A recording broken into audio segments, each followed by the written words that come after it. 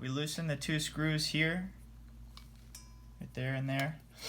Then we put this rod down into the black enclosure. We put this lock pin through the enclosure, and it goes through holes in the rod and comes out the other side. And then this pin, this clip, goes into the lock pin to secure it into place. And then over top goes this. There were 3 wires that were routed through the rod here, a white, a blue, and a black.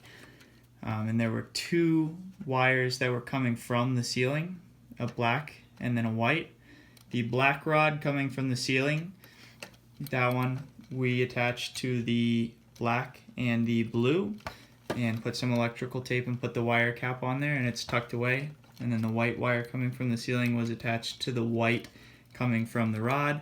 Same thing there, electrical tape and the cap hidden away up in the enclosure. We used a twisty to tie all the loose wires so that they can be put into the enclosure, and then this is going to go up against the ceiling to hide those away. What about the green wire? The green wire, there's no ground since this is an old house, so we're just leaving that. So now with the wires tucked away in here, I raised this top silver piece up flush with the ceiling. To do that, the screw here and then diagonally opposite to it were in place, and then this screw and the screw diagonally opposite to that one were taken out. Right through the top here on the right side of the L enclosure, we slipped this screw through. Same on the other side, and then rotated it clockwise.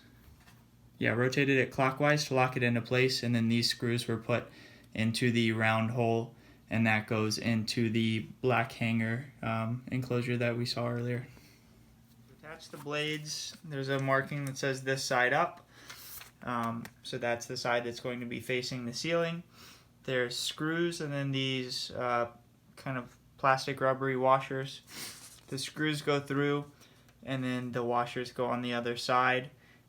And then they go through the slit in the enclosure. To get the blade into the assembly, there were 2 screws here that removed a hatch that allows access for a screwdriver to tighten those screws. It was quite difficult to actually get the blade and the 2 screws in, especially the last one when there wasn't much room, but you kind of had to put the 2 screws between the actual parts that mount to the blades where there was some room, and then wiggle them over on top of the holes on which they're supposed to mount. So that was difficult.